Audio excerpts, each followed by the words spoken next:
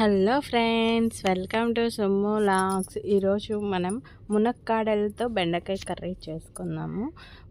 ఇప్పుడు ముందుగా మనం గ్యాస్ మీద కుక్కర్ పెట్టుకొని దాంట్లో కొంచెం ఆయిల్ వేసుకొని కొంచెం పోపు దినుసులు, ఆనియన్స్, ఎండుమిర్చి, కరివేపాకు వేసుకొని బాగా ఫ్రై చేసుకోవాలి. ఇప్పుడు కట్ చేసుకున్న బెండకాయలు కూడా వేసుకోవాలి.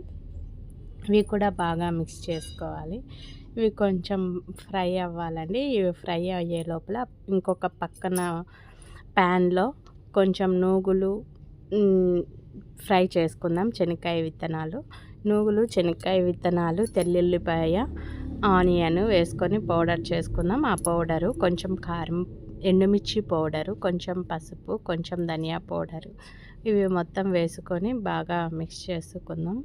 ఈ మసాలా అంతా కొంచెం వేగాలి. కొంచెం సాల్ట్ వేసుకుందాం. ఇది కొంచెం బాగా ఫ్రై అయ్యేసి దాంట్లో నుంచి ఆయిల్ బయటికి రావాలి. అలా వచ్చాక ఇప్పుడు కట్ చేసుకున్న టమాటోస్ వేసుకొని, టమాటోస్ కూడా బాగా మగ్గాలి అండి.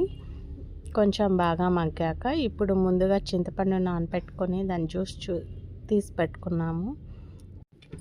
పక్కన పెట్టేసుకొని కట్ చేసుకున్న మునక్కాడలు వేసుకొని ఇవి కూడా బాగా మిక్స్ చేసుకుందాము. ఆ మసాలా అంతా ఈ మునక్కాడలకు పట్టాలండి.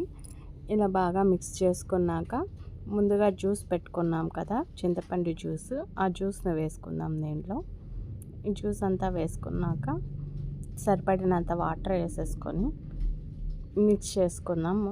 ఒకసారి మిక్స్ చేసుకొని విజిల్ పెట్టేసేద్దాం. 2 విజిల్స్ రావాలి. 2 విజిల్స్ వచ్చేసాక విజిల్ తీసేసేస్తే చూడండి మన మునక్కాయ బెండకాయ కర్రీ రెడీ.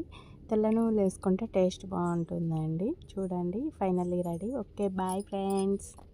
నచ్చితే లైక్ చేసి సబ్స్క్రైబ్ చేయండి. బాయ్.